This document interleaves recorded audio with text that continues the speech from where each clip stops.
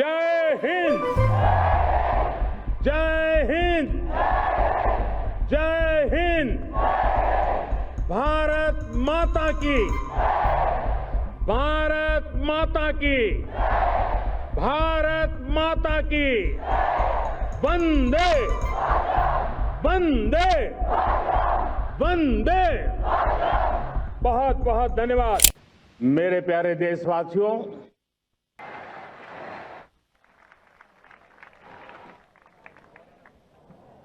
आजादी का ये महापर्व 140 करोड़ संकल्पों का पर्व है। आजादी का ये पर्व सामूहिक सिद्धियों का गौरव का पल है। और हृदय उमंग से भरा हुआ है। देश एकता की भावना को निरंतर मजबूती दे रहा है। 140 करोड़ देशवासी आज तिरंगे के रंग में रंगे हैं। हर घर तिरंगा, भारत के हर कोने से, चाहे रेगिस्तान हो या हिमालय की चोटियां, समंदर के तट हो या घनी आबादी वाले क्षेत्र, हर तरफ से एक ही गुंज है, एक ही जयकारा है। हमारी प्राण से भी प्यारी मातृभूमि का जयगान है।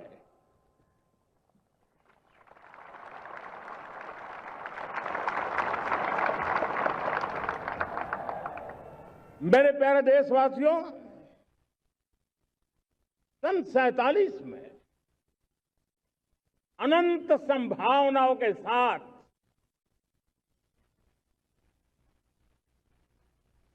कोटि कोटि भुजाओं के सामर्थ्य के साथ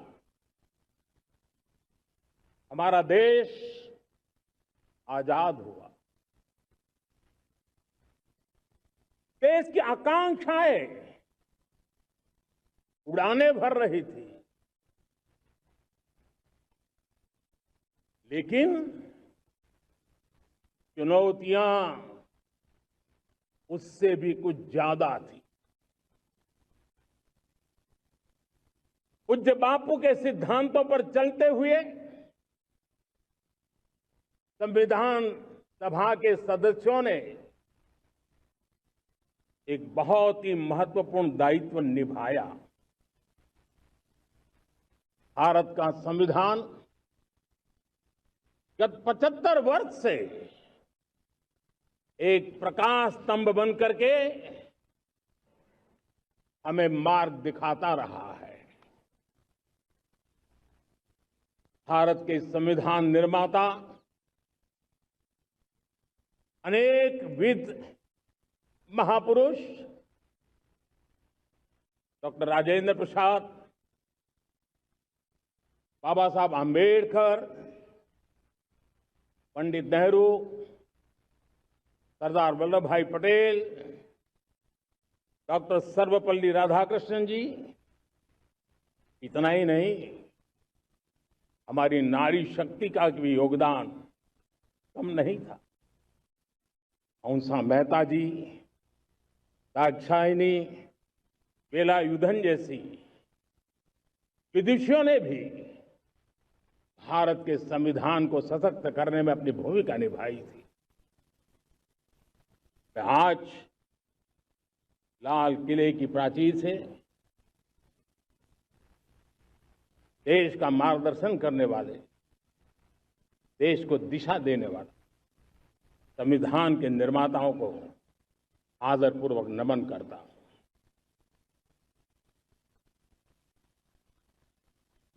मेरे प्यारे देशवासियों, हम आज डॉक्टर श्यामा प्रसाद मुखर्जी की 125वीं जयंती भी मना रहे हैं। डॉक्टर श्यामा प्रसाद मुखर्जी भारत के संविधान के लिए बलिदान देने वाले देश के पहले महापुरुष थे।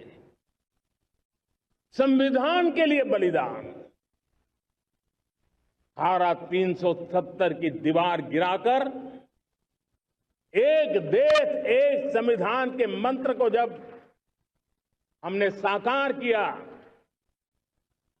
तो हमने डॉक्टर श्यामा प्रसाद मुखर्जी को सच्ची श्रद्धांजलि दी। लाल किले पर आज कई विशेष महानुभाव उपस्थित हैं।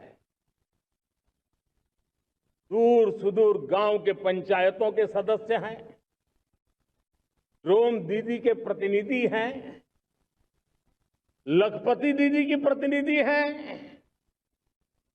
खेल जगत से जुड़े लोग हैं, राष्ट्र जीवन में कुछ न कुछ देने वाले यहां महानुभाव उपस्थित हैं। एक प्रकार से यहां मेरी आंखों के सामने मैं लघु भारत के दर्शन कर रहा हूं और टेक्नोलॉजी के माध्यम से विशाल भारत के साथ भी आज लाल किला जुड़ा हुआ है। मैं आजादी के इस महापर्व पर देशवासियों का विश्व भर में फैलाए हुए भारत प्रेमियों का, हमारे मित्रों का हृदय से बहुत बहुत अभिनंदन करता हूं।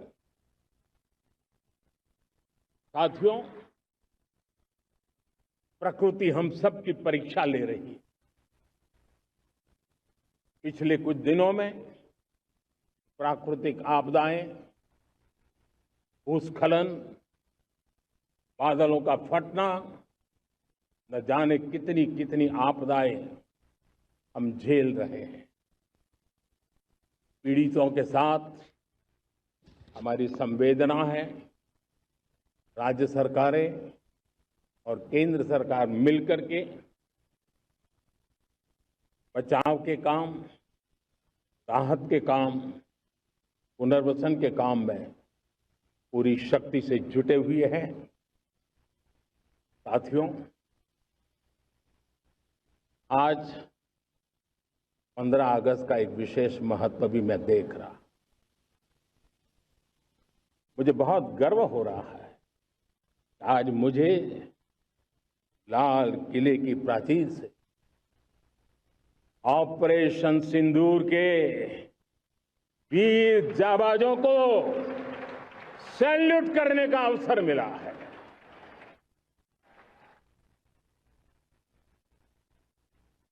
हमारे वीर जाबाज सैनिकों ने दुश्मनों को उनकी कल्पना से परे सजा दी है।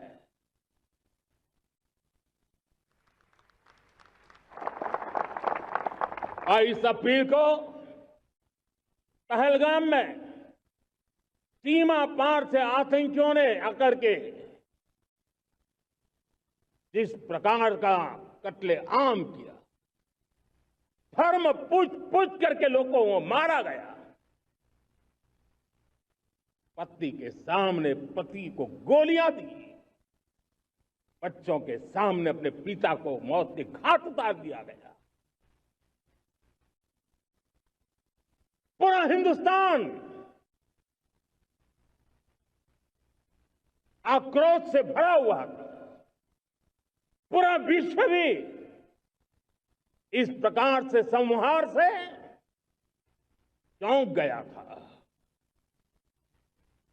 मेरे प्यारे देशवासियों, ऑपरेशन सिंदूर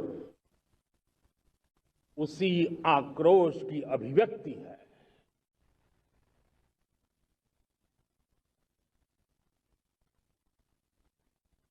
बाईस तारीख के बाद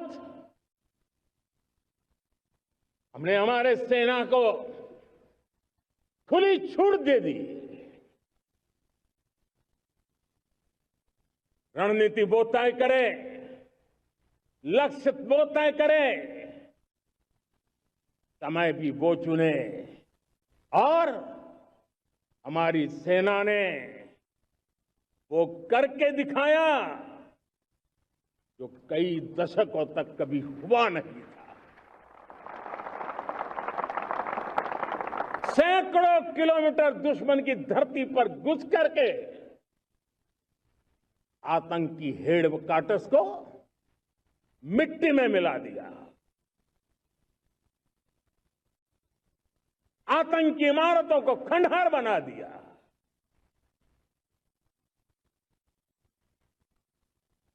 पाकिस्तान की नींद अभी भी उड़ी हुई है।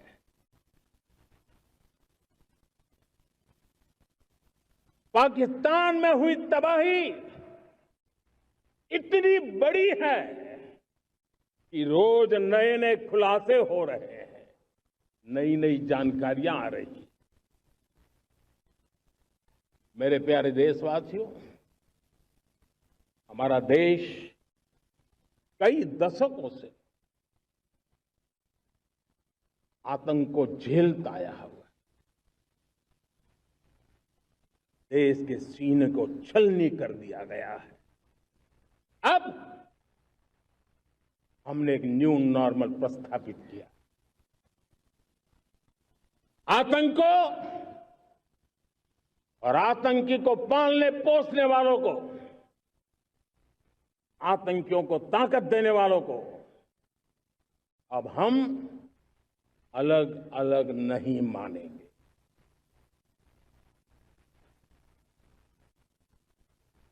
वो मानवता के समान दुश्मन है, उनके बीच कोई फर्क नहीं है। अब भारत ने तय कर लिया है कि न्यूक्लियर की धमकियों को अब हम सहने वाले नहीं हैं। न्यूक्लियर ब्लैकमेल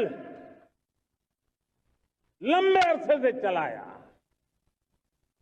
अब वो ब्लैकमेल नहीं सहा जाएगा।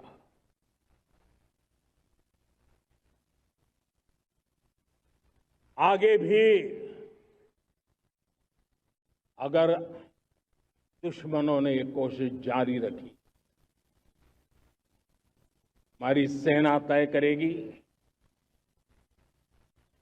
सेना की शर्तों पर, सेना जो समय निर्धारित करे उस समय पर,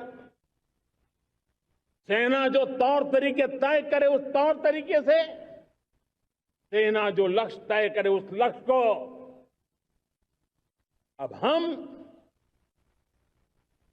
अमल में ला करके रहने वाले हैं।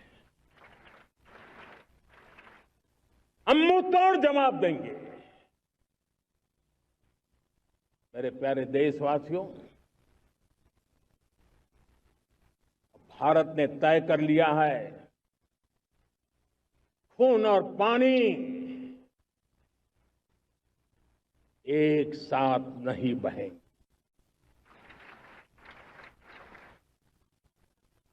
अब देशवासियों को भली भांति पता चला है कि सिंधु का समझौता कितना अन्यायपूर्ण है, कितना एक तरफा है। भारत से निकलती नदियों का पानी दुश्मनों के खेत को सींच रहा है और मेरे देश के किसान, मेरे देश की धरती पानी के बिना प्यासी है।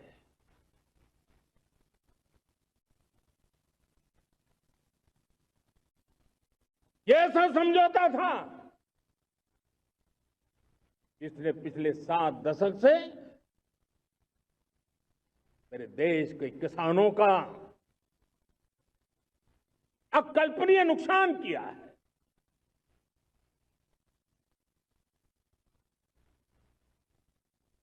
अब हिंदुस्तान के हक का जो पानी है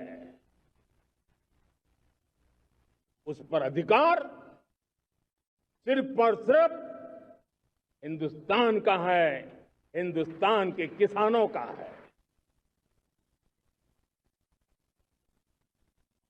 भारत कतई हिंदू समझौते को, उस स्वरूप को दशकों तक सहा है, उस स्वरूप को आगे नहीं सहा जाएगा। किसान हित में, राष्ट्र हित में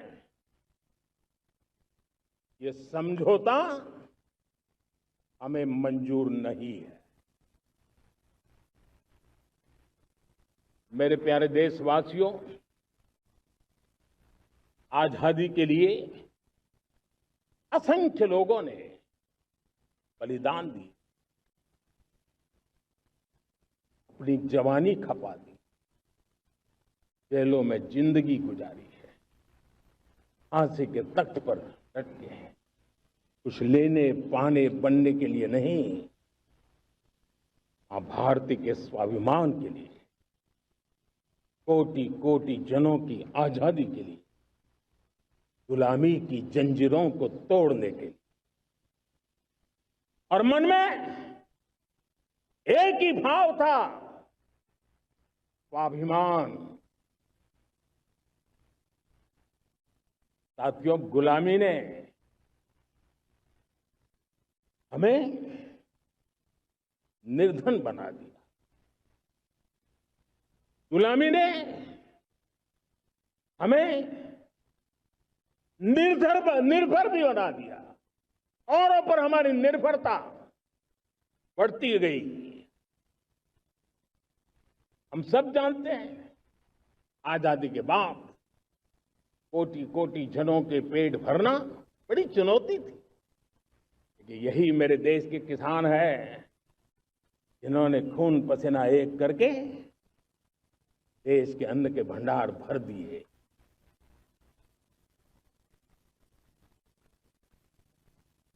अनाज के संबंध में देश को आत्मनिर्भर बना दिया। एक राष्ट्र के लिए आत्मसम्मान की सबसे बड़ी कसौटी आज भी उसकी आत्मनिर्भरता है। और मेरे प्यारे देशवासियों, विकसित भारत का आधार भी है आत्मनिर्भर भारत।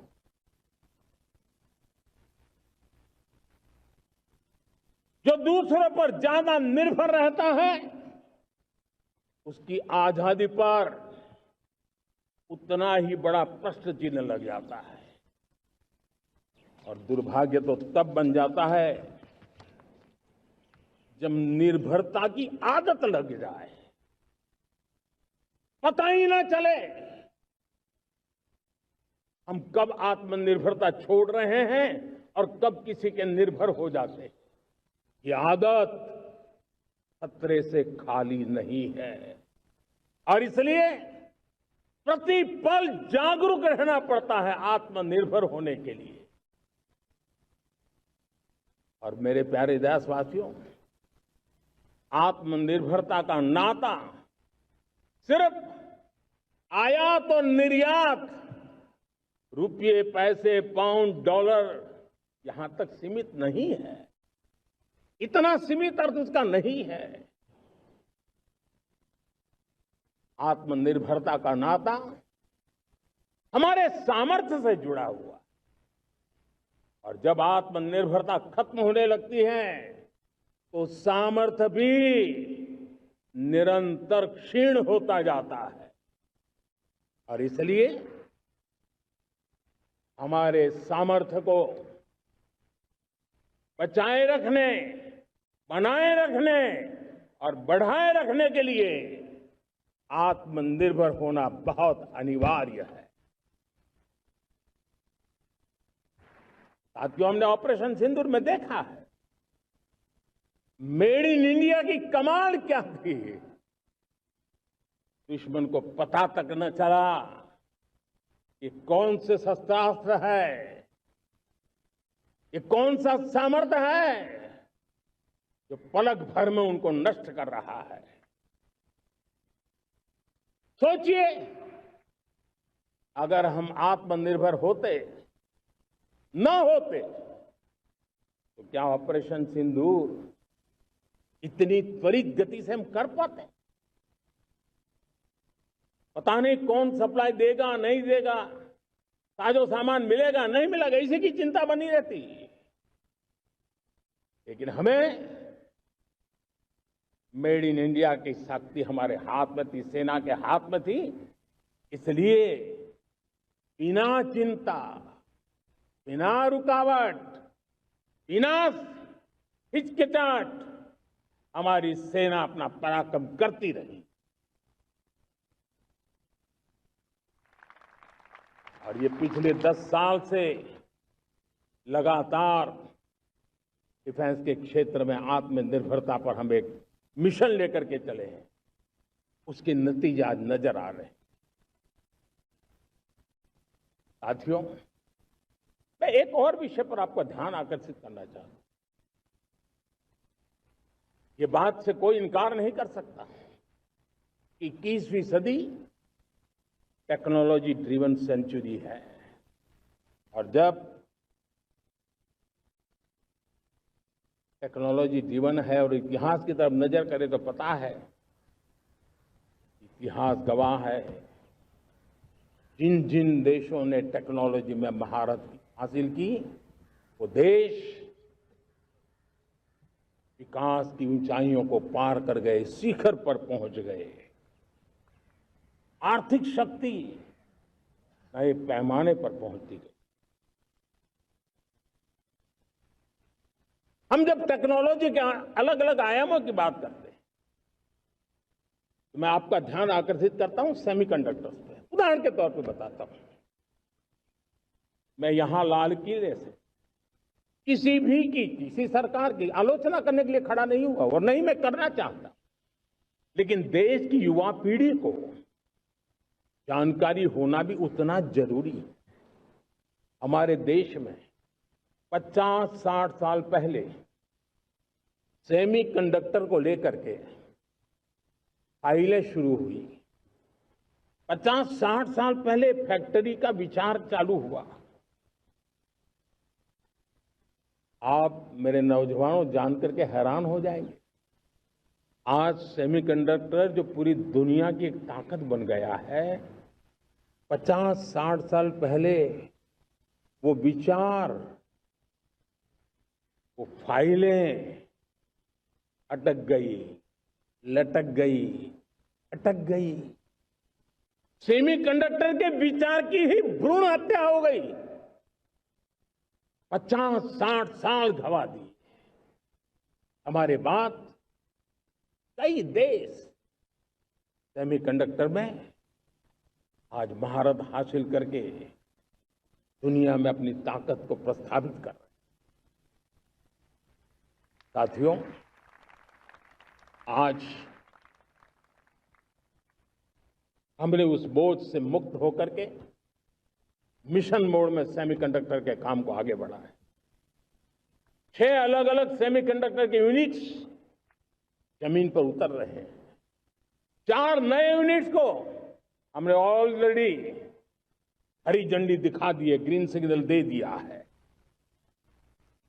और देशवासियों और मेरे खास करके नौजवानों और विश्व भर में भारत की टेक्नोलॉजी की ताकत को समझने वाले लोगों को भी कहना चाहूंगा, इसी वर्ष के अंत तक मेड इन इंडिया, भारत की बनी हुई, भारत में बनी हुई, भारत के लोगों द्वारा बनी हुई मेड इन इंडिया चिप्स बाजार में आ जाएगी।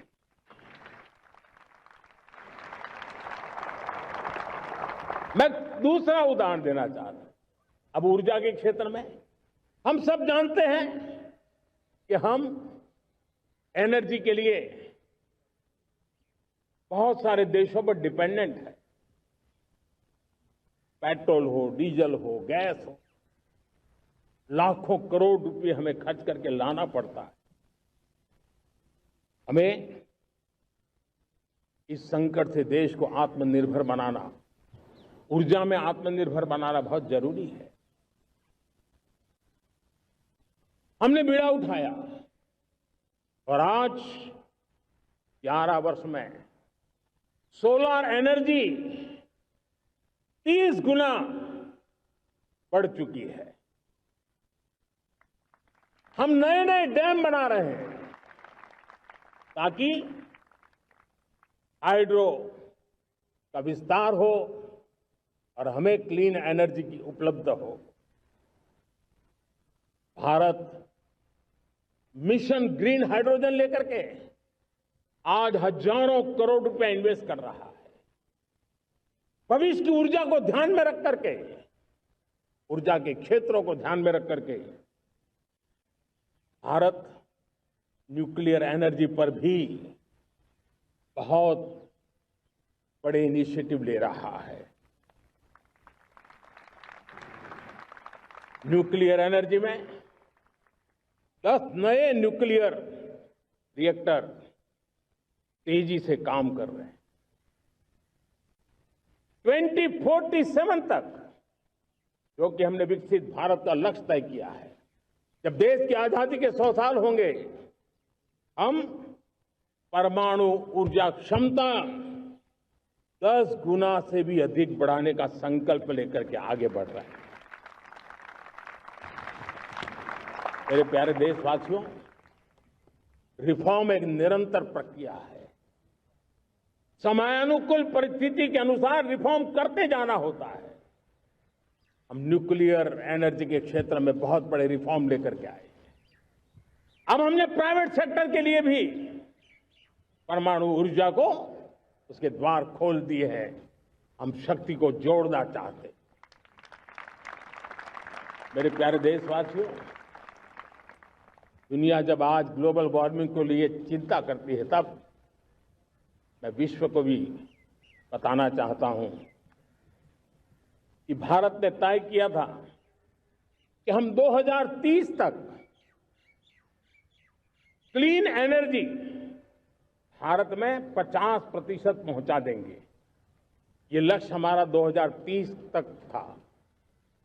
मेरे देशवासियों का सामर्थ्य देखिए, मेरे देशवासियों की संकल्प शक्ति देखिए, मेरे देशवासियों को विकसित भारत बनाने का संकल्प को पूर्ण करने के लिए उनकी दौड़ देखिए। हमने जो लक्ष्य 2030 में तय किया था, वो 50% क्लीन एनर्जी का लक्ष्य 2025 में हमने कर लिया। 5 साल पहले हमने अचीव कर लिया, क्योंकि विश्व के प्रति भी हम उतने ही संवेदनशील हैं, प्रकृति के प्रति भी उतने ही हम जिम्मेवार लोग हैं। मेरे प्यारे देशवासियों, बजट का बहुत बड़ा हिस्सा ये पेट्रोल, डीजल, गैस, इन सबको लाने के लिए खर्च होता था। लाखों करोड़ रुपए चले जाते थे। अगर हम ऊर्जा में डिपेंडेंट न होते, तो वो धन मेरे देश के नौजवानों के भविष्य के लिए काम आता। वो धन मेरे देश के गरीबों को गरीबी के खिलाफ लड़ाई लड़ने में काम आता। वो धन मेरे देश के किसानों के कल्याण में काम आता। वो धन मेरे देश के गांव की परिस्थिति को पलटने के लिए काम आता। लेकिन हमें विदेशों को देना पड़ रहा। अब हम आत्मनिर्भर बनने की दिशा में काम कर रहे हैं। देश को विकसित बनाने के लिए हम अब समुद्र मंथन की तरफ भी जा रहे हैं। हमारे समुद्र के मंथन को आगे बढ़ाते हुए हम समुद्र के भीतर के तेल के भंडार, गैस के भंडार, उसको खोजने की दिशा में एक मिशन मोड में काम करना चाहते हैं। और इसलिए भारत ने national deep water exploration mission शुरू करने जा रहा है। ये ऊर्जा इंडिपेंडेंट बनने के लिए ये हमारी महत्वपूर्ण घोषणा है।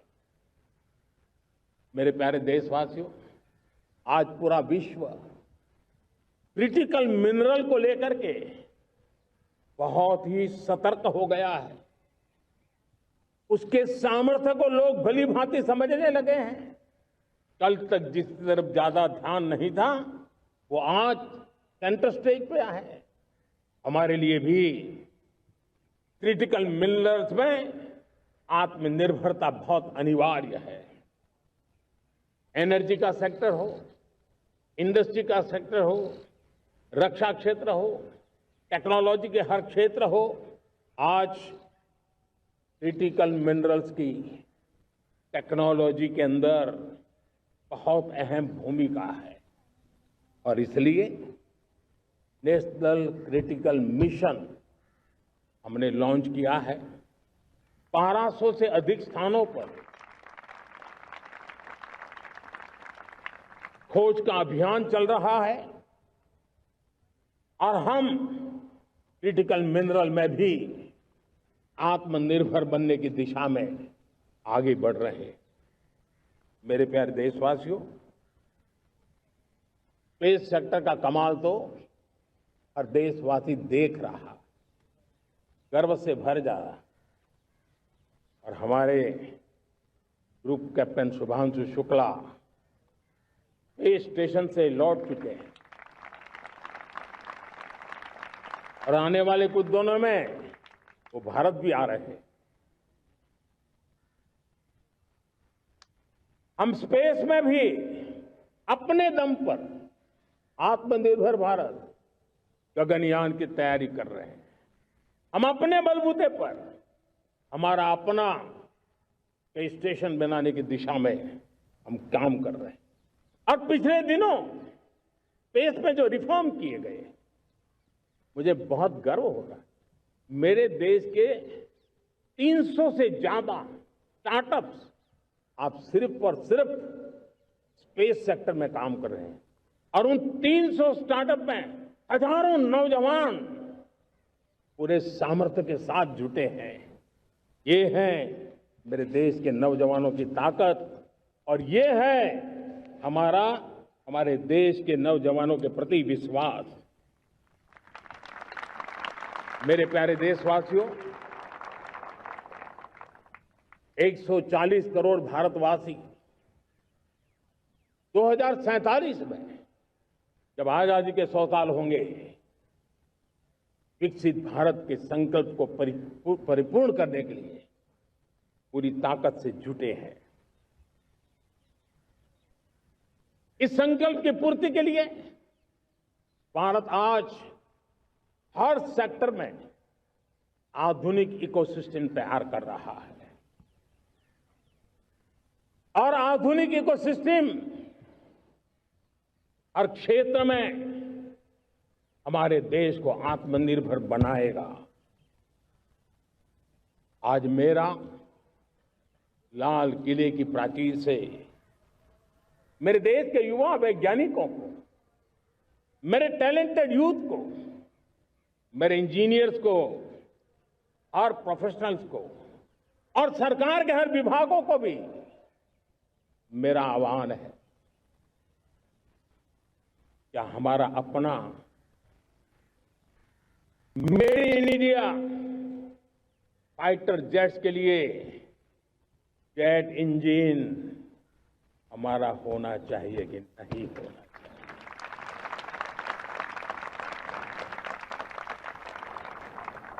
हम फार्मा ऑफ द वर्ल्ड माने जाते हैं।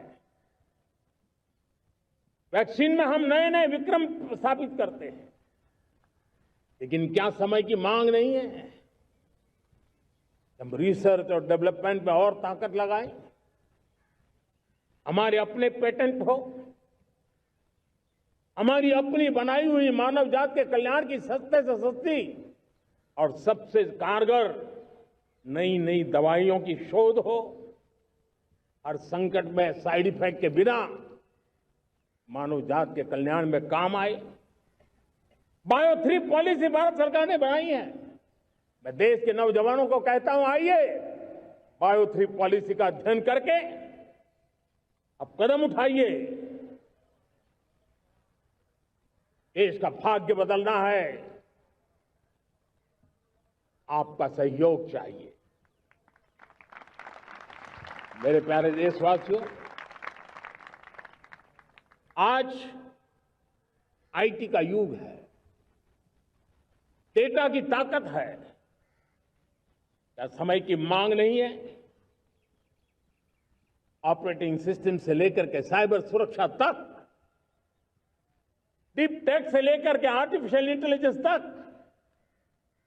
सारी चीजें हमारी अपनी हो, इस पर हमारे ही लोगों का सामर्थ्य जुटा हुआ हो, उनकी सामर्थ्य शक्ति का विश्व को परिचय कराए।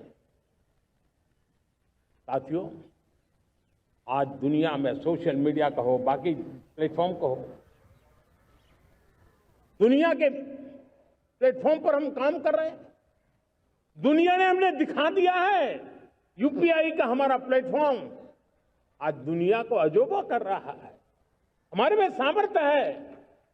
रियल टाइम ट्रांजैक्शन में 50% अकेला भारत यूपीआई के माध्यम से कर रहा है। इसका मतलब की ताकत है। क्रिएटिव वर्ल्ड हो, सोशल मीडिया हो, ये जितने भी प्लेटफॉर्म्स हैं, मेरे देश के नौजवानों में चुनौती करता हूं आपको, आइए हमारे अपने प्लेटफॉर्म क्यों ना हो, हम क्यों दूसरों पर निर्भर रहे, क्यों भारत का धन बाहर जाए। और मुझे आपके सामर्थ्य पर भरोसा है। मेरे प्यारे देशवासी, जैसे ऊर्जा के क्षेत्र में हम डिपेंडेंट हैं, वैसा ही देश का दुर्भाग्य है कि फर्टिलाइजर, उसमें भी हमें दुनिया पर निर्भर रहना पड़ता है। मेरे देश के किसान भी फर्टिलाइजर का सही उपयोग कर करके धरती माता की सेवा कर सकते हैं। अनाप शनाप उपयोग से भी धरती मां को बहुत नुकसान पहुंचा रहे हैं। लेकिन साथ साथ मैं देश के नौजवानों को कहना चाहता हूं, देश के उद्योग जगत को कहना चाहता हूं, देश के प्राइवेट सेक्टर को कहना चाहता हूं, आइए हम फर्टिलाइजर के भंडार भर दें, हम नए नए तौर तरीके खोजें और भारत की आवश्यकता के अनुसार हम अपना फर्टिलाइजर तैयार करें। हम औरों पर निर्भर न रहे। साथियों, आने वाला युग ईवी का है। अब ईवी बैटरी क्या हम नहीं बनाएंगे? हम निर्भर रहेंगे? सोलर पैनल की बात हो, इलेक्ट्रिक व्हीकल्स के लिए जिन जिन चीजों की आवश्यकताएं हैं, वो हमारी अपनी होनी चाहिए। साथियों, मैं ये इसलिए कहने की हिम्मत करता हूं, क्यों? क्योंकि मुझे देश के नौजवानों के सामर्थ्य पर भरोसा है। और भरोसा सिर्फ वो मेरे देश के नौजवान है इतने मात्र से नहीं है। कोविड के समय हम बहुत सारी चीजों पर निर्भर थे। तो मेरे देश के नौजवानों को कहा गया कि वैक्सीन हमारी अपनी चाहिए, देश ने करके दिखाया। कोविन प्लेटफॉर्म हमारा अपना होना चाहिए, देश ने करके दिखाया। करोड़ों करोड़ों लोगों की जिंदगी बचाने का काम हमने किया है। वही स्पिरिट, वही जज्बा हमें जीवन के हर क्षेत्र में आत्मनिर्भर बनने के लिए अपना सब कुछ देना है। अपना जो बेस्ट है वो हमें दे करके रहना है। साथियों, पिछले 11 साल में एंटरप्रेन्योरशिप, उद्यमशीलता को बहुत बड़ी ताकत मिली। आज लाखों स्टार्टअप्स टियर 2, टियर 3 सिटी में देश की अर्थशक्ति को, देश के इनोवेशन को ताकत दे रहे हैं। उसी प्रकार से मुद्रा योजना से हमारे देश के करोड़ों नौजवान, उसमें भी हमारी बेटियां, करोड़ों करोड़ों लोग मुद्रा से लोन लेकर के अपना खुद का कारोबार कर रहे हैं। खुद तो अपने पैरों पर खड़े हुए हैं, लेकिन औरों को भी पैरों पर खड़े रहने की ताकत देते हैं। वे भी एक प्रकार से हर व्यक्ति को आत्मनिर्भर बनाने का अवसर दे रही है। मेरे साथियों, विमेन सेल्फ हेल्प ग्रुप किसी का ध्यान नहीं था। पिछले 10 साल में विमेन सेल्फ हेल्प ग्रुप में कमाल करके दिखाया। आज उनके प्रोडक्ट दुनिया के बाजार में जाने लगे हैं। लाखों करोड़ों का कारोबार हमारे विमेन सेल्फ हेल्प ग्रुप से। मैंने एक बार मन की बात में खिलौने की बात कही थी। हम करोड़ों करोड़ रुपए के खिलौने विदेश से लाते थे। मैंने ऐसे ही मन की बात में कहा, करे मेरे देश के नौजवानों, ऐसा भी करें इन्हें क्या, किलो भी बाहर जाएंगे। और आज मैं गर्व से कहता हूं कि मेरा देश खिलौने एक्सपोर्ट करने लग गया है। यानी देश के सामर्थ्य को हर प्रकार के अवसर मिले, हर रुकावटों से मुक्ति मिले, उसको सर्वाधिक करने के लिए प्रेरित किया जाए। देश कर सकता है। मैं देश के युवाओं से कहता हूं, आइए आप इनोवेटिव आइडियाज लेकर के, आपके आइडियाज को मरने मत देना दोस्तों। आज का आपका आइडिया हो सकता है आने वाली पीढ़ी का भविष्य बना सकता है। मैं आपके साथ खड़ा हूं, मैं आपके लिए काम करने के लिए तैयार हूं, आपका साथी बन के काम करने तैयार हूं। आप आइए, हिम्मत जुटाइए, इनिशिएटिव लीजिए। जो युवा मैन्युफैक्चरिंग के बारे में सोचते हैं, आइए आगे बढ़िए। सरकार के नियमों में बदलाव करना है, मुझे बताइए। अब देश रुकना नहीं चाहता है। 2047 दूर नहीं है। एक एक पल की कीमत है और हम एक भी पल गंवाना नहीं चाहते दोस्तों।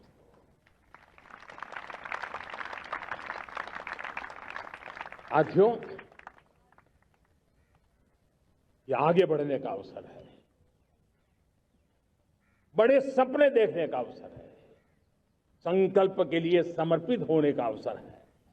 जब सरकार आपके साथ है और मैं स्वयं आपके साथ हूं, तब हम नया इतिहास बना सकते हैं। साथियों, आज नेशनल मैन्युफैक्चरिंग मिशन पर बहुत तेजी से काम हो रहा है। हमारे एमएसएमईज, उसका लोहा दुनिया मानती है। ये दुनिया में बड़ी बड़ी चीजें बनती है ना, कुछ न कुछ तो औजार हमारे देश के एमएसएमईज के द्वारा जाते हैं, बड़े गर्व के साथ जाते हैं। लेकिन हम कॉम्प्रिहेंसिव इंटीग्रेटेड विकास की राह पर जाना चाहते हैं और इसलिए उनकी शक्ति बढ़े। और उसमें भी मैंने पहले एक बार लाल किले से कहा था, जीरो डिफेक्ट जीरो इफेक्ट। आज कहना चाहता हूं कि हमें विश्व बाजार में अपने सामर्थ्य का लोहा मनवाना है, तो हमें क्वालिटी में निरंतर नई ऊंचाइयों को पार करना। दुनिया क्वालिटी को स्वीकार करती है, हमारी गुणवत्ता सबसे ज्यादा हो और सरकार के भी प्रयास हो, रॉ मटेरियल की भी उपलब्धि हो, हमारी प्रोडक्शन की कॉस्ट कैसे कम हो, हम उसमें दम रह गए। और साथियों, हम सभी जो उत्पादन के क्षेत्र में लगे हैं, उन सबका मंत्र होना चाहिए, दाम कम लेकिन दम ज्यादा। हमारी हर प्रोडक्ट का दम ज्यादा हो लेकिन दाम कम हो। इस भाव को लेकर के हमें आगे बढ़ना है। मेरे प्यारे देशवासियों, आजादी के लिए अनगिनत लोगों ने बलिदान दिए हैं। मैंने पहले भी कहा, जवानी खपा दी, फांसी पे लटक गए। क्यों? स्वतंत्र भारत के लिए। 75-100 साल पहले का वो कालखंड याद कीजिए। पूरा देश स्वतंत्र भारत के मंत्र को लेकर के जीता था। आज समय की मांग है, स्वतंत्र भारत का मंत्र लेकर के जीने वालों ने हमें स्वतंत्र भारत दिया।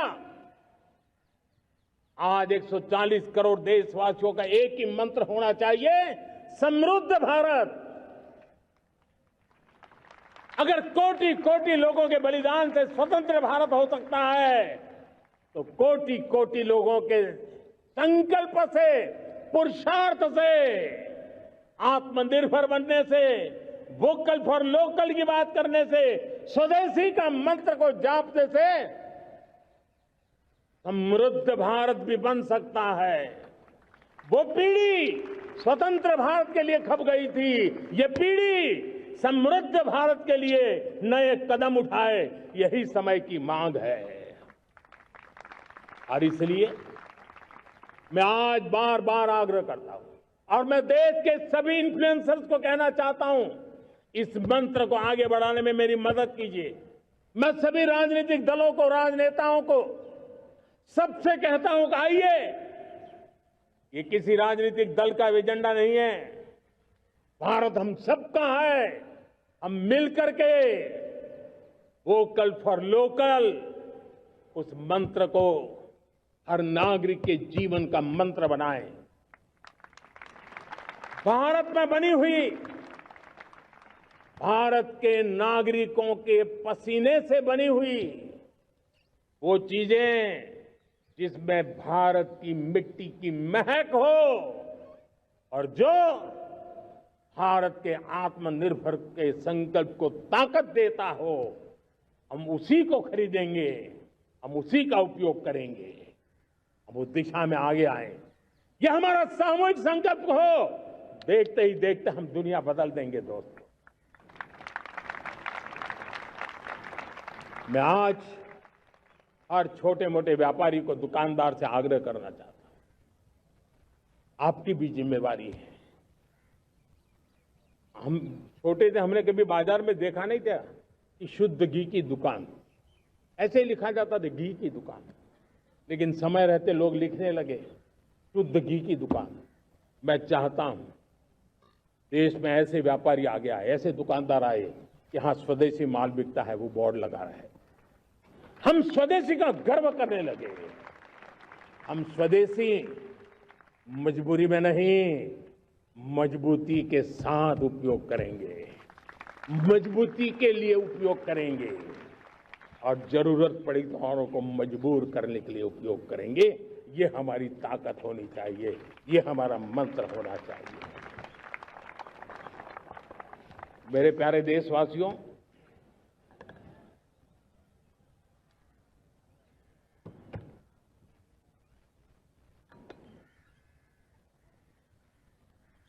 मुझे बहुत लंबे समय से सरकार में काम करने का अवसर मिला है। मैंने कई सारे उतार चढ़ाव देखे हैं, सरकारों की मुसीबतों से भी मैं परिचित हूं, व्यवस्थाओं की मर्यादाओं से भी परिचित हूं, लेकिन उसके बावजूद भी हमारी जिम्मेवारी है कि हम किसी की लकीर को छोटी करने में अपनी ताकत बर्बाद न करें। मैं बड़े अनुभव से कहता हूं, किसी दूसरे की लकीर छोटी करने के लिए अपनी ऊर्जा हमें नहीं खपानी है। हमें पूरी ऊर्जा के साथ हमारी लकीर को लंबा करना है।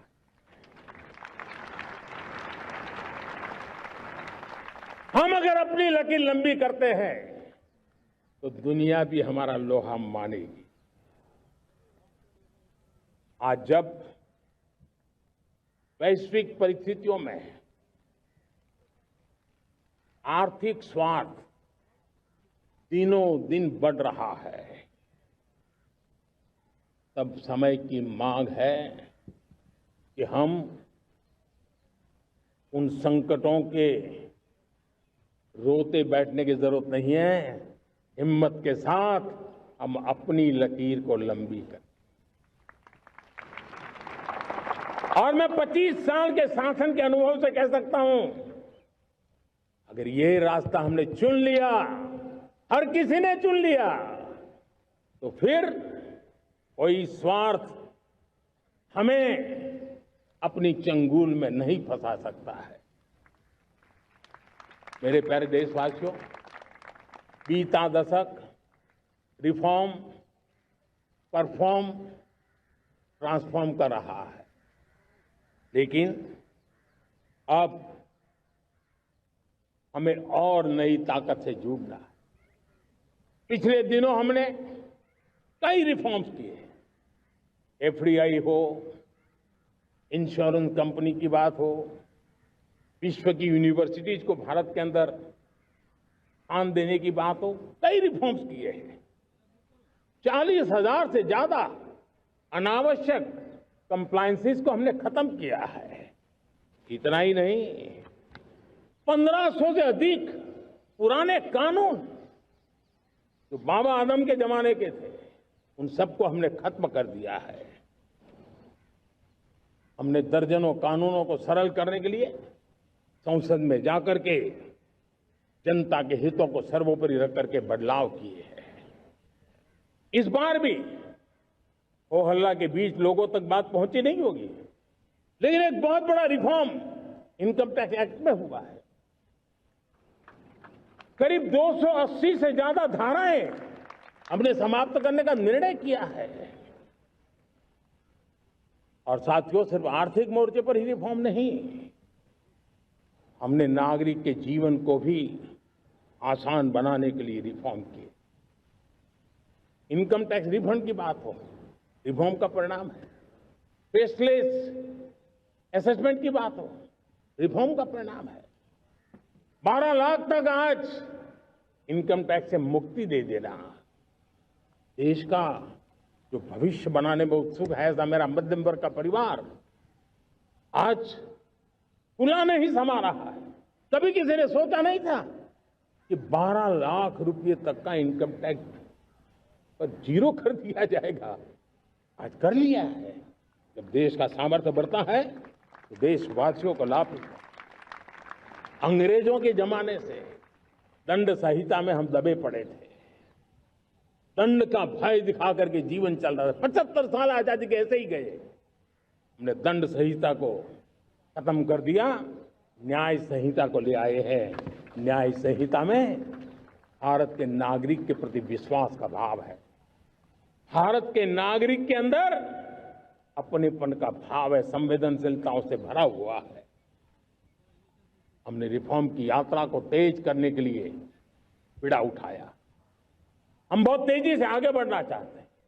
मैं चाहता हूं देशवासियों, देश के लिए कर रहा हूं, मैं मेरे लिए नहीं कर रहा हूं, किसी का बुरा करने के लिए नहीं कर रहा हूं।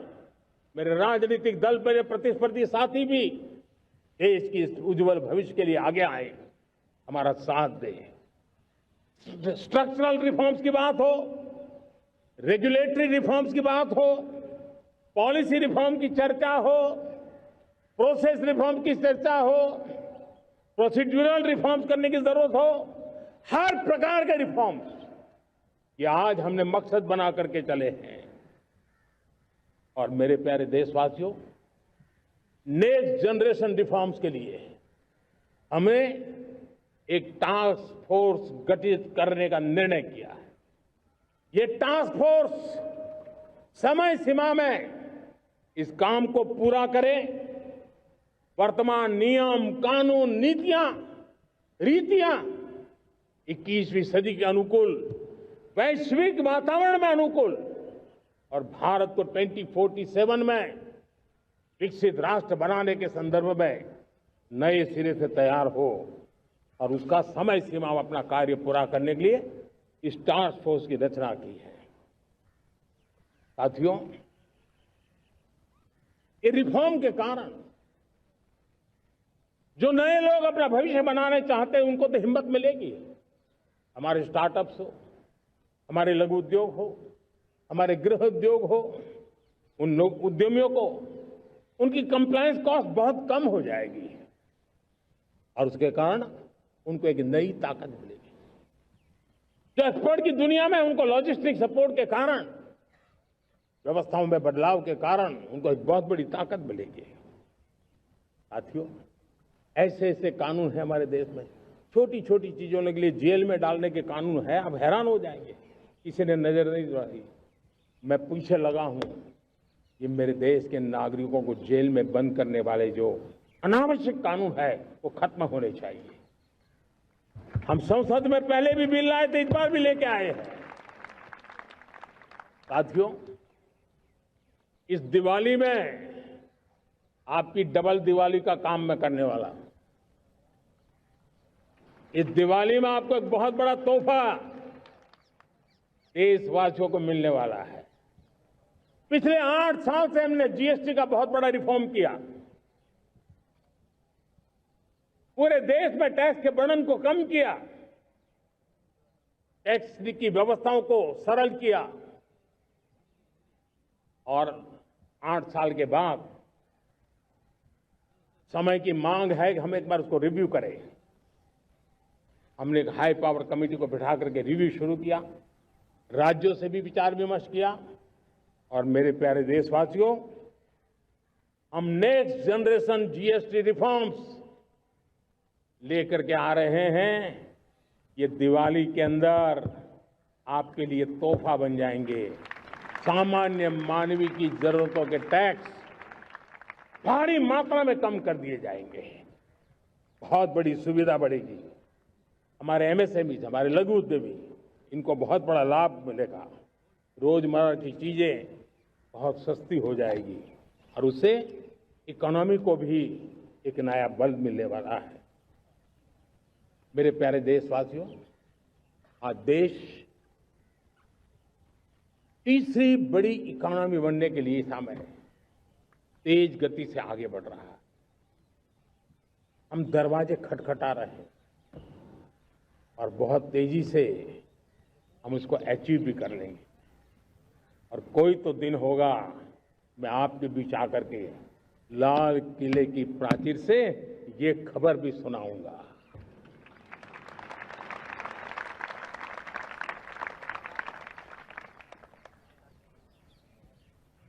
आज भारत की अर्थव्यवस्था और आर्थिक स्थिति को लेकर पूरी दुनिया आश्वस्त है। इतनी अस्थिरता के बीच आशा की किरण बना हुआ है भारत का फाइनेंशियल डिसिप्लिन, भारत की फाइनेंस की ऊर्जा। संकट के घेरे में जब अर्थव्यवस्था पड़ी हुई है, तब भारत ही उसे बाहर निकलेगा, ये भरोसा दुनिया में पनपा है। आज इन्फ्लेशन कंट्रोल में है, फॉरेन एक्सचेंज रिजर्व हमारे बहुत मजबूत है, हमारे मैक्रो इकोनॉमिक इंडिकेटर्स बहुत मजबूत है। ग्लोबल रेटिंग एजेंसी भी लगातार भारत की सराहना करती हैं, भारत की अर्थव्यवस्था पर ज्यादा से ज्यादा विश्वास व्यक्त कर रही है। ये बढ़ती हुई अर्थव्यवस्था का लाभ मेरे देश के गरीबों को मिले, मेरे देश के किसानों को मिले, मेरे देश की नारी शक्ति को मिले, मेरे देश के मध्यम वर्ग को मिले, मेरे देश की विकास धारा को ताकत देने वाला बने। उस दिशा में हम नए नए प्रयास करें। आज युवाओं के लिए नए नए सेक्टर्स में हमारे नौजवानों के लिए अवसर बन रहे हैं। स्किल डेवलपमेंट, स्वरोजगार, बड़ी बड़ी कंपनियों में इंटर्नशिप, इस पर एक बहुत बड़े स्तर पर अभियान चल रहा है। और इसलिए देश के नौजवानों, आज मैं आपके लिए भी एक खुश खबर लेकर के आया। मेरे देश के नौजवानों के लिए आया। आज 15 अगस्त है। आज 15 अगस्त के ही दिन मेरे देश के युवाओं के लिए 1 लाख करोड़ रुपए की योजना हम चालू कर रहे हैं, लागू कर रहे हैं।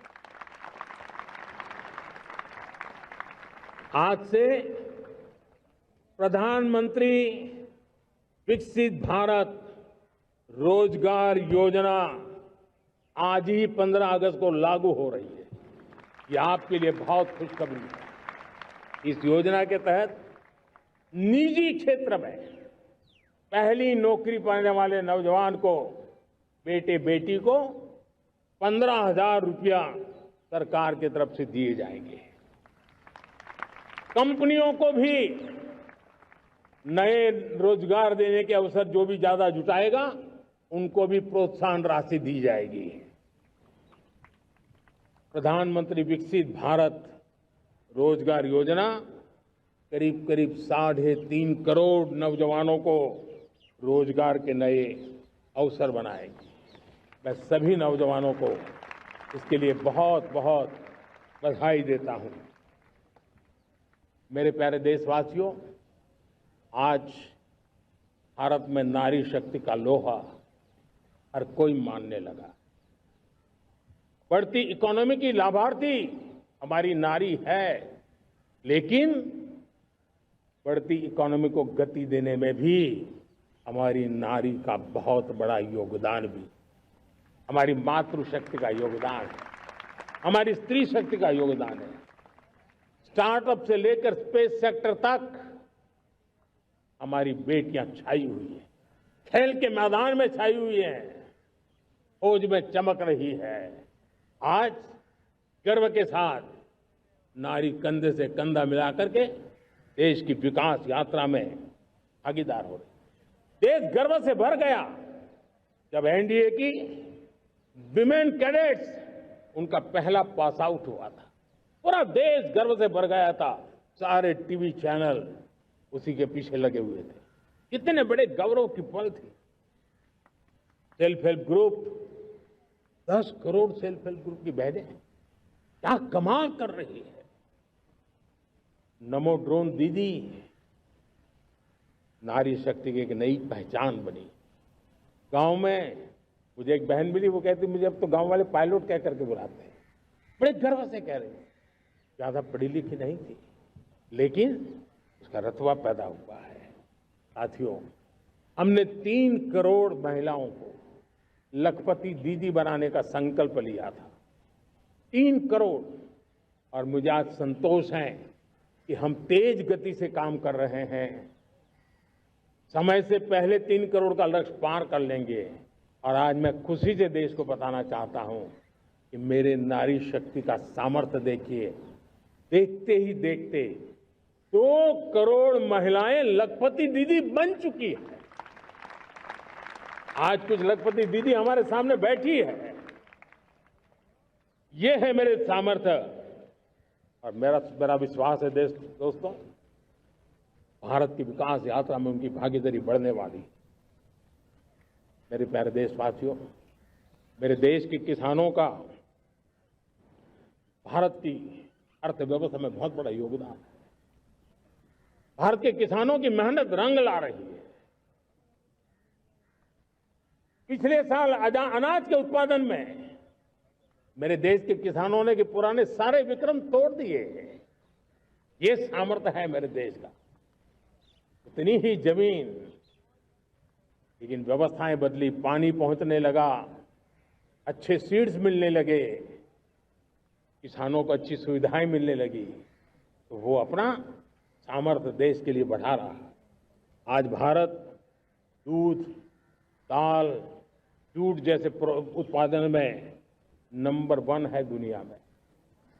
आज दुनिया का दूसरा सबसे बड़ा फिश प्रोड्यूसर, मेरे मछुआरा भाई बहनों की ताकत देखिए। फिश प्रोड्यूशन में दुनिया में हम दूसरे नंबर पर पहुंच चुके हैं। आज भारत चावल, गेहूं, फल और सब्जी के उत्पादन में भी दुनिया में दूसरे नंबर पर पहुंच चुका है। साथियों, आपको खुशी होगी, मेरे देश के किसान जो पैदावार देते हैं, आज वो उत्पादन दुनिया के बाजार में पहुंच रहा है। 4 लाख करोड़ रुपया एग्रो प्रोडक्ट का एक्सपोर्ट हुआ है। ये मेरे देश के किसानों ने हमें ताकत दिखाई है। हम छोटे किसान हो, पशुपालक हो, मछुआरे हो, देश के विकास की अनेक योजनाओं का लाभ आज हम उन तक पहुंचा रहे हैं। पीएम किसान सम्मान निधि हो, रेन वाटर हार्वेस्टिंग हो, सिंचाई की योजनाएं हो, क्वालिटी सीड्स हो, फर्टिलाइजर की आवश्यकता हो, हर क्षेत्र में आज और किसान को एक भरोसा हो गया है फसल बीमा का, वो साहसिक बना रहा है, उसका परिणाम भी देश को मिल रहा है। जो पहले कल्पना की बात थी आज हकीकत बन गई है।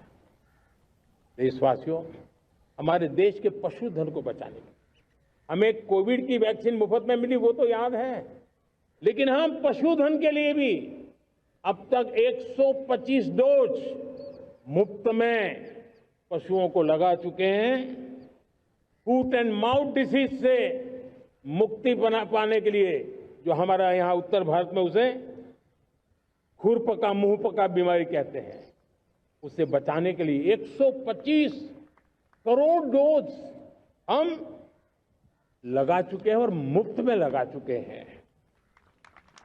हम खेती के मामले में देश के वो जिले जहां के किसान औरों से पीछे रह गए, किसी न किसी कारण से 100 जिले ऐसे हैं जहां अपेक्षाकृत कम खेती है, और इसलिए हमने 100 जिले आइडेंटिफाई किए हैं पूरे देश में से, और वहां के किसानों को एम्पावर करना, किसानों को शक्ति देना, किसानों को मदद करने का एक अभियान चलाया है।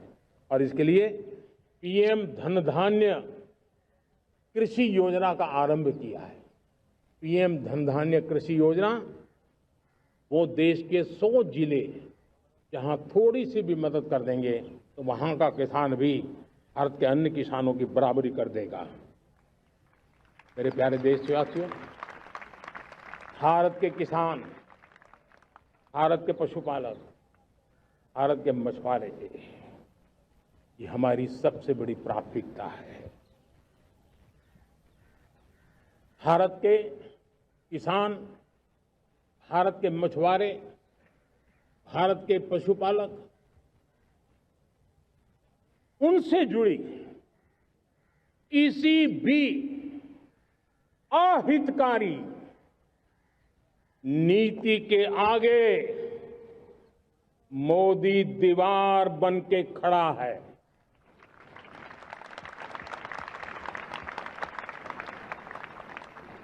भारत अपने किसानों, अपने पशुपालकों, अपने मछुआरों के संबंध में कभी भी कोई समझौता नहीं स्वीकार करेगा।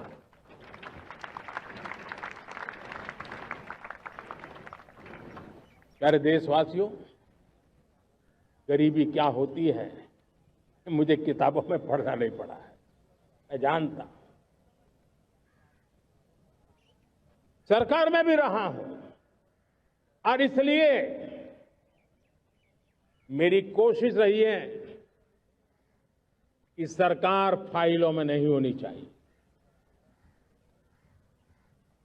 सरकार देश के नागरिकों की लाइफ में होनी चाहिए। दलित हो, पीड़ित हो, शोषित हो, वंचित हो, उनके लिए सकारात्मक रूप से सरकारें प्रोएक्टिव हो, सरकारें प्रो पीपल हो, उस दिशा में हम निरंतर प्रयास कर रहे हैं। समाज के हर जरूरत व्यक्ति के लिए, कुछ लोगों को लगता है कि सरकार की योजनाएं पहले भी आती थी, जी नहीं, हम सरकार की योजनाओं को जमीन पर उतार रहे हैं, सैचुरेशन पर बल देते हैं, और सामाजिक न्याय का अगर कोई सच्चा एजुकेशन है तो सैचुरेशन में है, जिसमें कोई हकदार छूटे नहीं, हकदार के घर तक सरकार जाए और उसे अपना हक की चीजें मिले, उसके लिए हम काम कर रहे हैं। जनधन अकाउंट जब खोले गए ना, वो सिर्फ बैंक का अकाउंट था ऐसा नहीं है, उसे एक स्वाभिमान मिला था कि बैंक के दरवाजे मेरे लिए भी खुलते हैं, मैं भी बैंक के दरवाजे में जाकर के टेबल पे हाथ रख करके बात कर सकता हूं। ये विश्वास हमने जगाया है। आयुष्मान भारत ने बीमारी को सहने की आदत से मुक्ति दिलाने का और उनको अच्छे स्वास्थ्य के लिए मदद करने का काम। और जब हम वरिष्ठ नागरिकों को 5 लाख रुपए से ज्यादा मदद कर करके उनके आरोग्य की चिंता करते हैं, आज पीएम आवास 4 करोड़ गरीबों को घर मिलना मतलब जिंदगी के नए सपने वहां सजते हैं। वो सिर्फ 4 दीवारें नहीं है दोस्तों। रेहड़ी पटरी वालों के लिए पीएम स्वनिधि योजना, जो कभी ब्याज के चक्कर में फंसा रहता था, आज पीएम स्वनिधि से रेहड़ी पटरी वाला भी, और आपने देखा वो यूपीआई से पैसे लेता है, यूपीआई से पैसे देता है। ये बदलाव आखिरी व्यक्ति तक चिंता, लोगों की लाइफ में सरकार होनी चाहिए। उसी के कारण ये जमीन से जुड़ी योजनाएं बनती हैं और जमीन से जुड़ी योजनाएं जमीन पर उतरती हैं और जमीन से उतरी हुई योजनाएं जीवन में बदलाव लाने का एक सशक्त माध्यम बन जाती हैं। एक समय था, गरीब हो, पीड़ित हो, आदिवासी हो, वंचित हो, दिव्यांग हो, हमारी विधवा माताएं बहनें हो, अपने हक के लिए दर दर भटकते रहते थे। सरकारी दफ्तरों में चक्कर लगाते लगाते जिंदगी पूरी हो जाती। आज सरकार आपके दरवाजे पर आती है, सैचुरेशन के अप्रोच को लेकर के आती है। करोड़ों लाभार्थियों को सरकारी योजनाओं का लाभ मिल रहा है। डायरेक्ट बेनिफिट ट्रांसफर एक बहुत बड़ा क्रांतिकारी काम हुआ है। साथियों, गरीबी हटाओ के नारे देश ने बहुत सुने हैं, लाल किले से भी सुने, और देश सुन सुन करके थक गया था और देश ने मान लिया था कि गरीबी हट नहीं सकती है। लेकिन जब हम योजनाओं को गरीब के घर तक ले जाते हैं, विश्वास को गरीब के मन में हम पैदा करते हैं, तो मेरे देश के 25 करोड़ गरीब गरीबी को परास्त कर करके, गरीबी से बाहर निकल करके एक नया इतिहास बनाते हैं। आज 10 करोड़ गरीब और 10 वर्ष में 25 करोड़ से ज्यादा गरीब गरीबी को परास्त कर करके गरीबी से बाहर निकले हैं और एक नियो मिडिल क्लास तैयार हुआ है। मेरे साथियों, ये नियो मिडिल क्लास और मिडिल क्लास एक ऐसी जुगलबंदी है जिसमें एस्पिरेशन भी है, एफर्ट भी है। वो देश को आगे बढ़ाने के लिए बहुत बड़ा सामर्थ्य बनने वाली है। मेरे प्यारे देशवासियों, बहुत ही निकट भविष्य में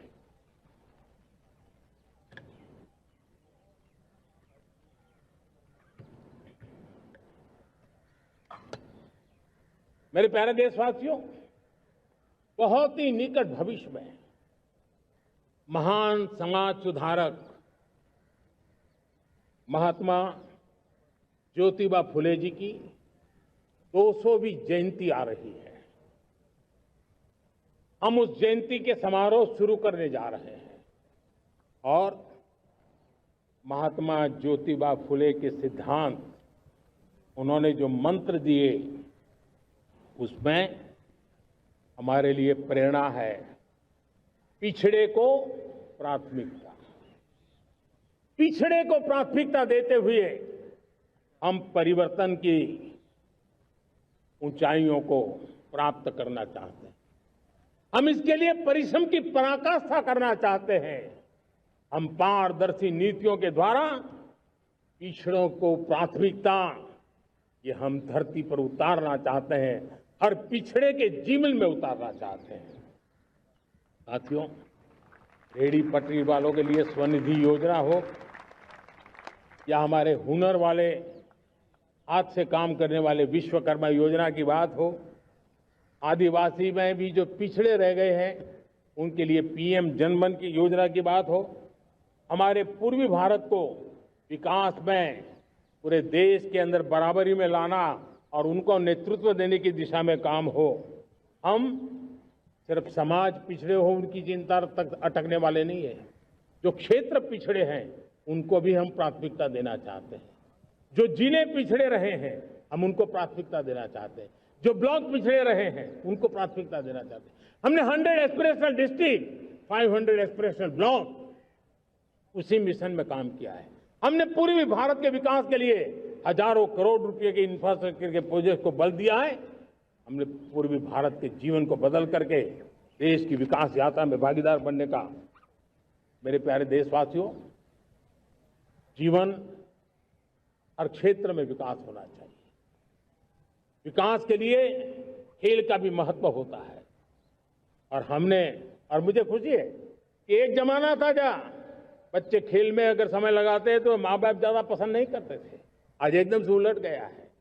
अगर बच्चे खेलकूद में आगे आते हैं, रुचि लेते हैं, तो माँ बाप गर्व से भर जाते हैं। मैं इसे एक शुभ संकेत मानता हूं। मेरे देश के परिवार के अंदर खेल को प्रोत्साहन का वातावरण मैं देखता हूं, मेरा मन गर्व से भर जाता है। मैं इसे देश के भविष्य के लिए बहुत शुभ संकेत मानता हूं।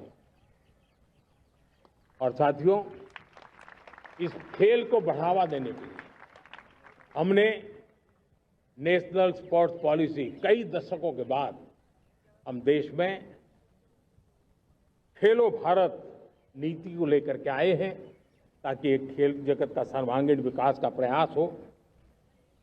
स्कूल से लेकर के ओलंपिक तक हम एक पूरा इकोसिस्टम डेवलप करना चाहते हैं, चाहे कोचिंग की व्यवस्था हो, फिटनेस की बात हो, खेल के मैदान हो, खेल की व्यवस्थाएं हो, खेल के लिए आवश्यक साधन हो, लघु उद्योगों को भी खेल के साधन बनाने में मदद करने की बात हो। यानी एक प्रकार से पूरा इकोसिस्टम हम दूर दराज के बच्चों तक पहुंचाना चाहते हैं। लेकिन साथियों, जब मैं फिटनेस की बात करता हूं, जब मैं खेलकूद की बात करता हूं, तब मैं एक चिंता भी आपके सामने रखना चाहता हूं। हमारे देश के हर परिवार को चिंता करनी चाहिए। मोटापा हमारे देश के लिए बहुत बड़ा संकट बनता जा रहा है। आने वाले वर्षों में लोग, जो पंडित लोग हैं वो कहते हैं, जो जानकार लोग कहते हैं, हर तीसरे व्यक्ति में एक व्यक्ति मोटापे का शिकार होगा। हमें मोटापे से बचना है, ओबेसिटी से बचना है। और इसलिए मैंने बाकी सब करना पड़ेगा, लेकिन एक छोटा सा सुझाव दिया था कि परिवार तय करे कि जब खाने का तेल घर में आएगा 10% कम ही आएगा और 10% कम ही उपयोग करेंगे, और हम ओबेसिटी के खिलाफ लड़ाई को जीतने की दिशा में हम अपना योगदान देंगे।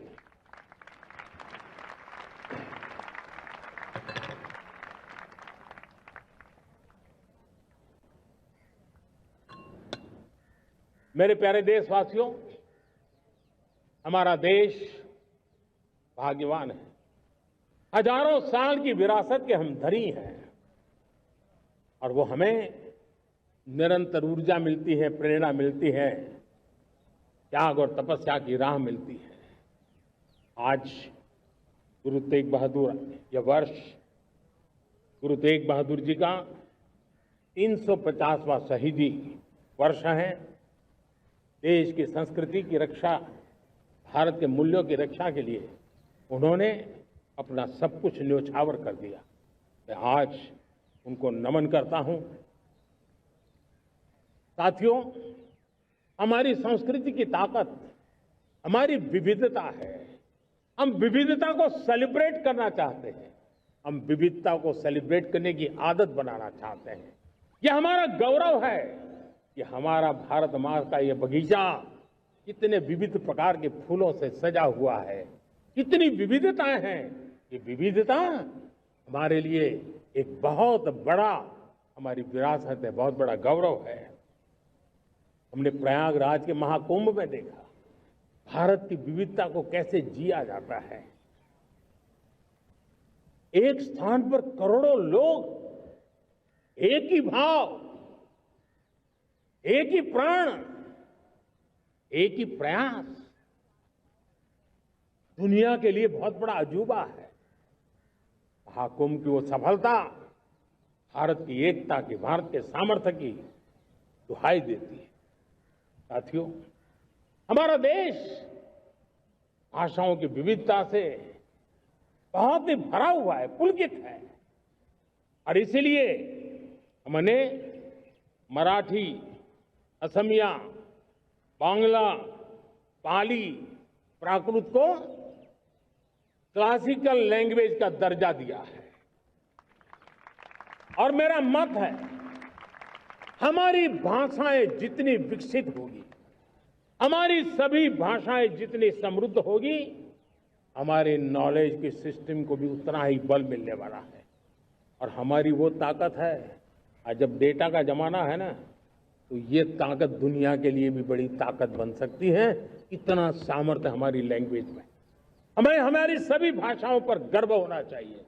हमारी सभी भाषाओं के विकास के लिए हर किसी ने बनते हुए प्रयास करना चाहिए। साथियों, पांडुलिपि में हमारे ज्ञान के भंडार पड़े हैं, लेकिन उसके प्रति उदासीनता रही है। इस बार हमने ज्ञान भारतम योजना के तहत देश भर में जहां भी हस्तलिखित ग्रंथ है, जहां पांडुलिपियां हैं, सदियों पुराने जो दस्तावेज हैं, उनको खोज खोज करके आज की टेक्नोलॉजी का उपयोग करते हुए उस ज्ञान की समृद्धि को आने वाली पीढ़ियों के लिए काम आए, उस दिशा में काम कर रहे हैं। मेरे प्यारे देशवासियों, हमारा स्पष्ट मत है, यह देश सिर्फ सरकारें नहीं बनाती है, ये देश राज सत्ता पर विराजमान लोग ही नहीं बनाते हैं, ये देश शासन की धुरा संभालने वाले नहीं बनाते हैं।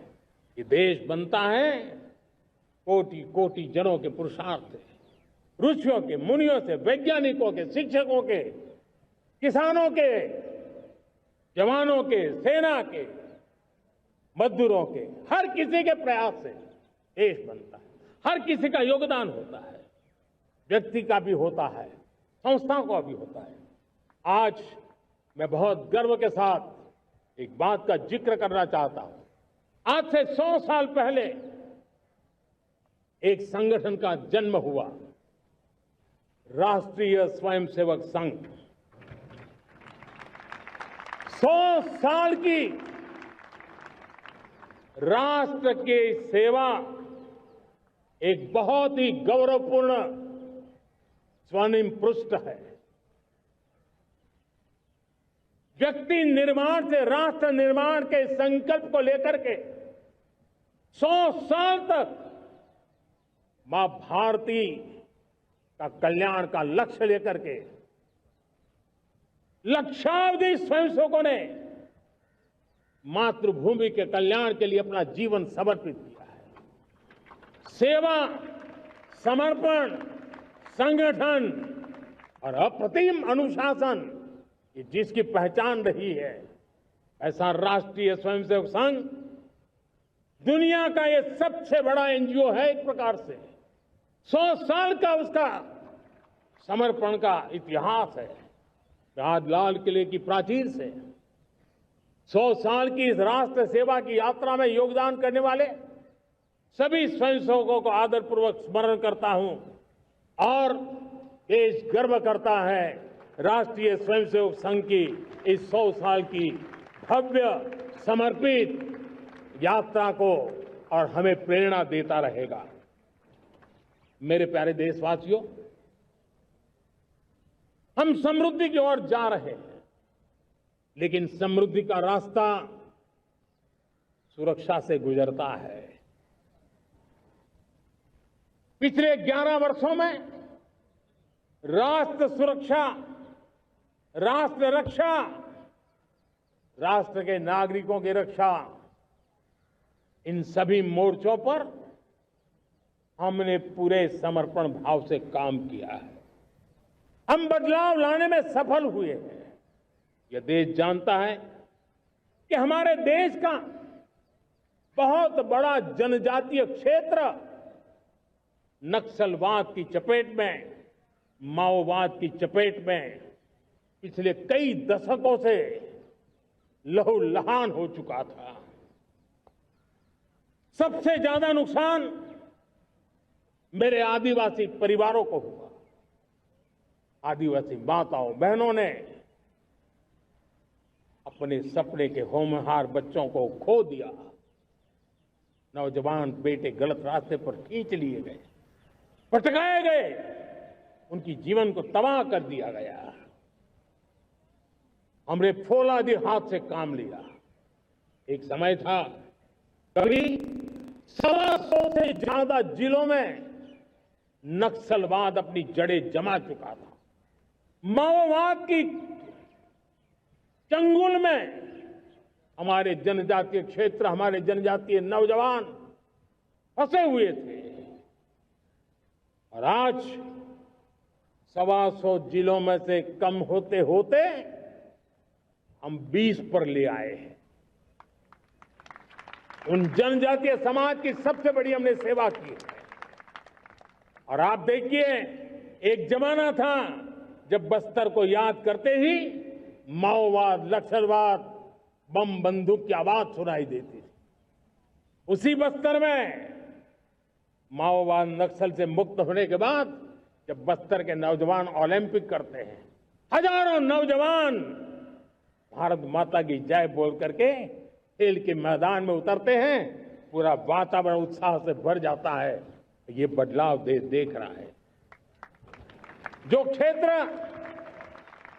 कभी रेड कॉरिडोर के रूप में जाने जाते थे, वो आज विकास के ग्रीन कॉरिडोर बन रहे हैं। साथियों, हमारे लिए गर्व की बात है, भारत के नक्शे में जिन क्षेत्रों को लहूलुहान कर दिया गया था, लाल रंग से रंग दिया गया था, हमने वहां संविधान, कानून और विकास का तिरंगा फहरा दिया है। मेरे प्यारे देशवासियों, ये भगवान बिरसा मुंडा की 150वीं जयंती का अवसर है। तब इन जनजातीय क्षेत्रों को नक्सल से मुक्त कर करके मेरे जनजातीय परिवार के नौजवानों की जिंदगी बचा करके हमने भगवान बिरसा मुंडा को एक सच्ची श्रद्धांजलि दी है।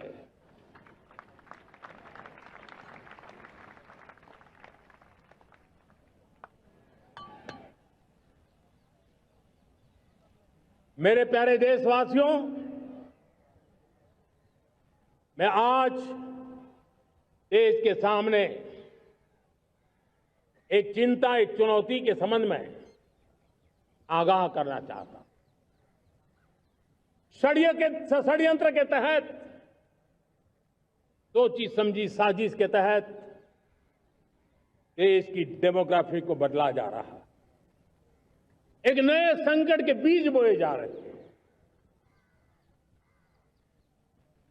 और ये घुसपैठिए मेरे देश के नौजवानों की रोजी रोटी छीन रहे हैं। एक घुसपैठिए मेरे देश की बहन बेटियों को निशाना बना रहे हैं। ये बर्दाश्त नहीं होगा। ये घुसपैठिए भोले भाले आदिवासियों को भ्रमित करके उनकी जमीनों पर कब्जा कर रहे हैं। ये देश सहन नहीं करेगा। और इसलिए मेरे प्यारे देशवासियों, जब डेमोग्राफी परिवर्तन होता है, सीमावर्ती क्षेत्रों में डेमोग्राफी में परिवर्तन होता है, तब राष्ट्रीय सुरक्षा के लिए संकट पैदा होता है। देश की एकता, अखंडता और प्रगति के लिए ये संकट पैदा, सामाजिक तनाव के बीज बो देता है। और कोई देश अपना देश घुसपैठियों के हवाले नहीं कर सकता है। दुनिया का कोई देश नहीं कर सकता है, तो हम भारत को कैसे कर सकते हैं? हमारे पूर्वजों ने त्याग और बलिदान से आजादी पाई है, हमें स्वतंत्र भारत दिया है। उन महापुरुषों के प्रति हमारा कर्तव्य है कि हम हमारे देश में ऐसी हरकतों को स्वीकार न करें। उनकी सच्ची श्रद्धांजलि होगी। और इसलिए मैं आज लाल किले की प्राचीर से कहना चाहता हूं, हमने एक हाई पावर्ड डेमोग्राफी मिशन शुरू करने का निर्णय किया है। ये मिशन, इस मिशन के द्वारा ये जो भीषण संकट नजर आ रहा है, भारत पे मंडरा रहा है जो संकट है, उसको निपटाने के लिए तय समय में सुविचारित, सुनिश्चित रूप से अपने कार्य को करेगा। उस दिशा में हम आगे बढ़ रहे हैं। मेरे प्यारे देशवासियों, कल जन्माष्टमी का पावन पर्व है। भगवान श्री कृष्ण का जन्मोत्सव देश में मनाया जाता है। साथियों, जब मुझे भगवान श्री कृष्ण याद आते हैं तो हम देख रहे हैं कि पूरे विश्व में आज युद्ध के तौर तरीके बदल रहे हैं। हमने देखा है कि भारत युद्ध के हर नए तौर तरीकों को निपटने में समृद्ध है। हमने ऑपरेशन सिंदूर में दिखा दिया है टेक्नोलॉजी में जो भी महारत थी। पाकिस्तान ने हमारे सैन्य ठिकानों पर, हमारे एयरबेस पर, हमारे संवेदनशील स्थानों पर, हमारे आस्था के केंद्रों पर, हमारे नागरिकों पर मिसाइल्स, ड्रोन अनगिनत मात्रा में उन्होंने वार किया। देश ने देखा है, लेकिन देश को सुरक्षित रखने के जो प्रयास पिछले 10 साल में हुए हैं, उस ताकत का परिणाम था कि उनके हर हमले को हमारे जाबाजों ने और हमारी टेक्नोलॉजी ने तिनके की तरह बिखेर दी।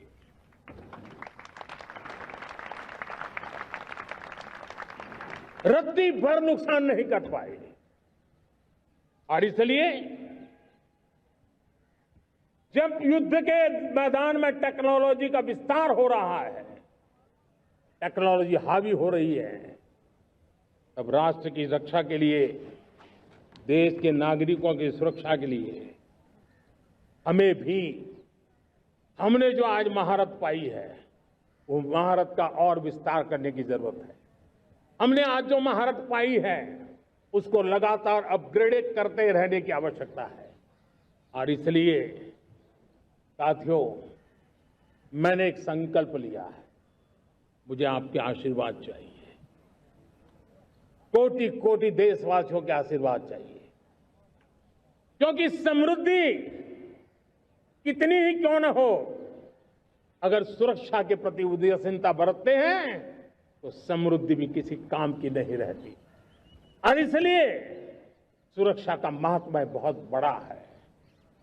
और इसलिए मैं आज लाल किले की प्राचीर से कह रहा हूं, आने वाले 10 साल में 2035 तक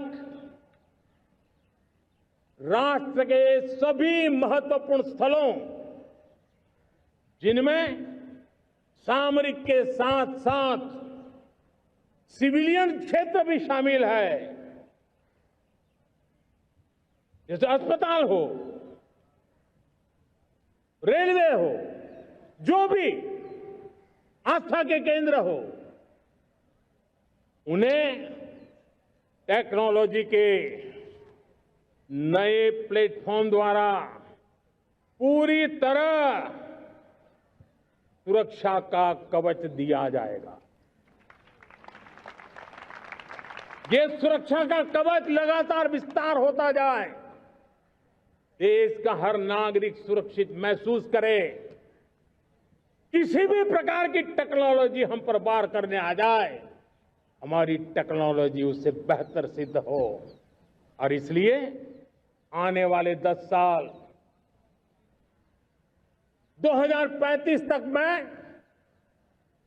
ये राष्ट्रीय सुरक्षा कवच का विस्तार करना चाहता हूं, मजबूती देना चाहता हूं, आधुनिक बनाना चाहता हूं। और इसलिए भगवान श्री कृष्ण से प्रेरणा पाकर के हमने श्री कृष्ण का जो सुदर्शन चक्र था, उस सुदर्शन चक्र की राह को चुना है। आप में से बहुत लोगों को याद होगा, जब महाभारत की लड़ाई चल रही थी, श्री कृष्ण ने अपने सुदर्शन चक्र से सूर्य के प्रकाश को रोक दिया था और दिन में ही अंधेरा कर दिया था। सूर्य प्रकाश को सुदर्शन चक्र से रोक दिया था। और तब अर्जुन ने जो शपथ ली थी जयद्रथ का वध करने की, उस प्रतिज्ञा को अर्जुन पूर्ण कर पाए थे। वो सुदर्शन चक्र के पराक्रम और रणनीति का परिणाम था। अब देश सुदर्शन चक्र मिशन लॉन्च करेगा।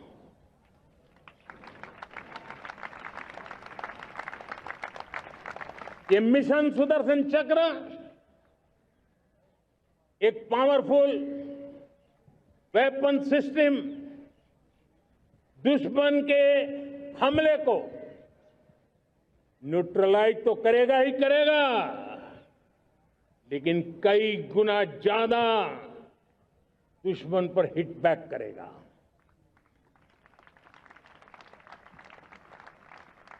हमने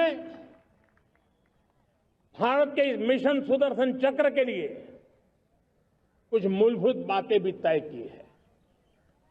आने वाले 10 सालों में हम उसको प्रखरता से आगे बढ़ाना चाहते हैं। एक तो ये पूरी आधुनिक सिस्टम, इसके लिए रिसर्च, डेवलपमेंट, उसकी मैन्युफैक्चरिंग हमारे देश में ही हो, हमारे देश के नौजवानों के टैलेंट से हो, हमारे देश के लोगों के द्वारा बनी।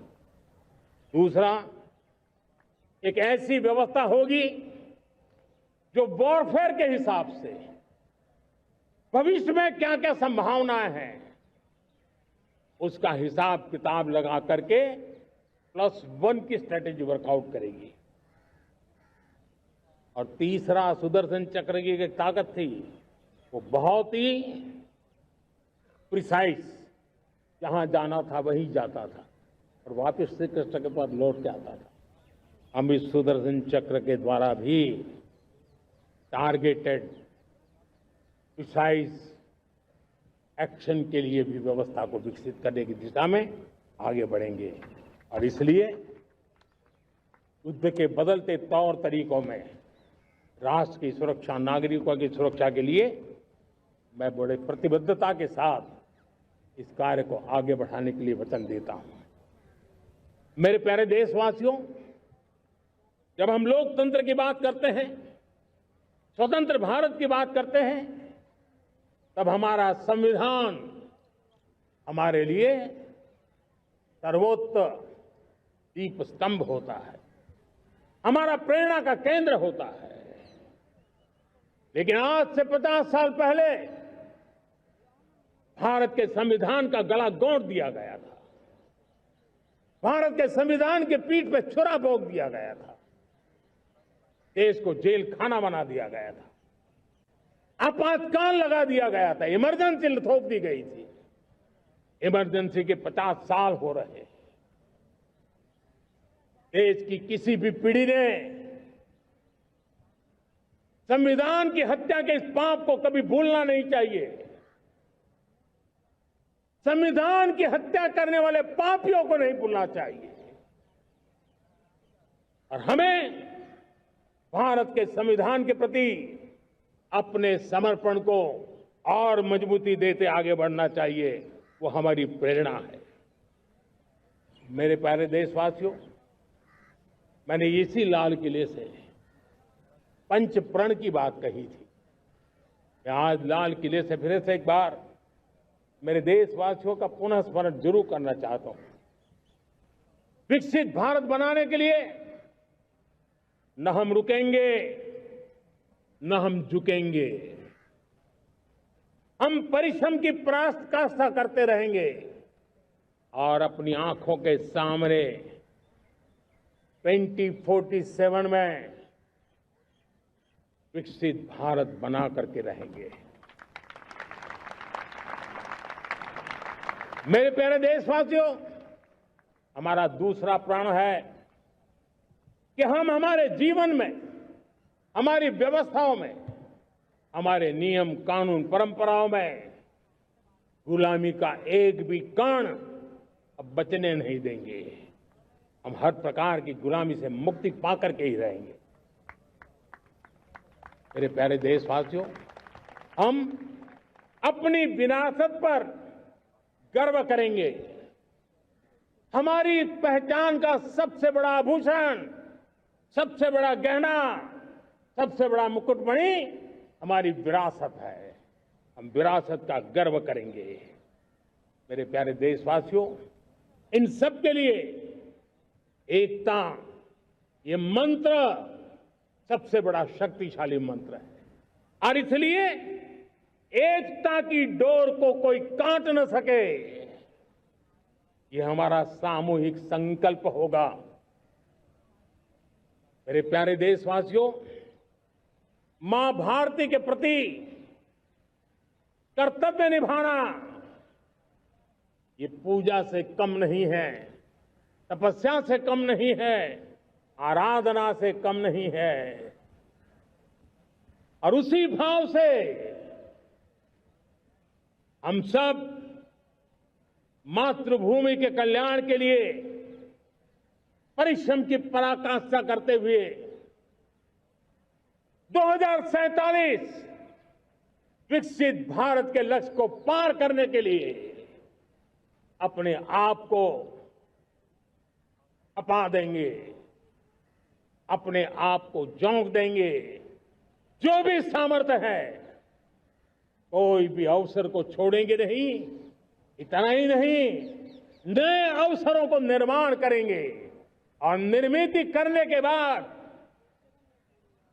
हम 140 करोड़ देशवासियों के सामर्थ्य से आगे बढ़ते ही रहेंगे, बढ़ते ही रहेंगे, बढ़ते ही रहेंगे।